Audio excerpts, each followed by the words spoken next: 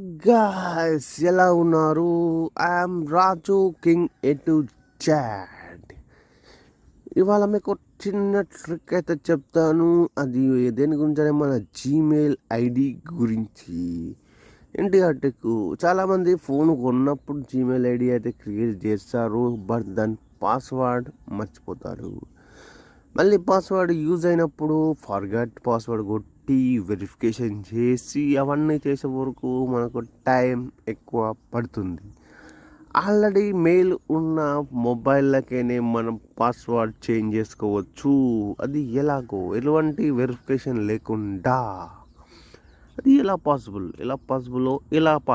Just మనం చేయాల్సిందల్లా గూగుల్లోకి వెళ్ళి జీమెయిల్ ఓపెన్ చేయాలి. ఓపెన్ చేయగానే మనకు ఇంటర్ఫేస్ అయితే ఇలా వస్తుంది. మనకి ఇక్కడ సింబల్ అయితే ఉంటుంది, మన మెయిల్ ఐడి సింబల్. ఒకవేళ మీరు ఫోటో పెట్టుకుంటే ఫోటో అయితే చూపెడుతుంది.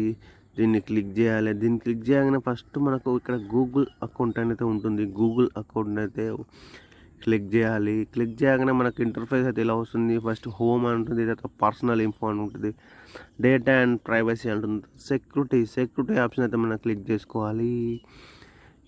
ఇట్లా డౌన్ ఫాల్ చేస్తే మనకు ఇక్కడ పాస్వర్డ్ అనేది ఆప్షన్ ఉంటుంది. దాన్ని అయితే మనం క్లిక్ చేయాలి. క్లిక్ చేయాలని ఫస్ట్ ఎంటర్ యువర్ పాస్వర్డ్ అని అయితే ఉంటుంది.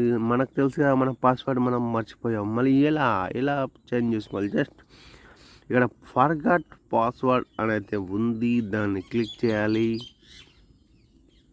క్లిక్ చేయగానే ఇట్లా ఇక్కడైతే new password and confirm password అయితే అడుగుతుంది. ఇక్కడ న్యూ పాస్వర్డ్ అయితే ఏదైతే ఎంట్రీ చేసామో కన్ఫర్మ్ పాస్వర్డ్ అదే ఎంట్రీ చేయాలి.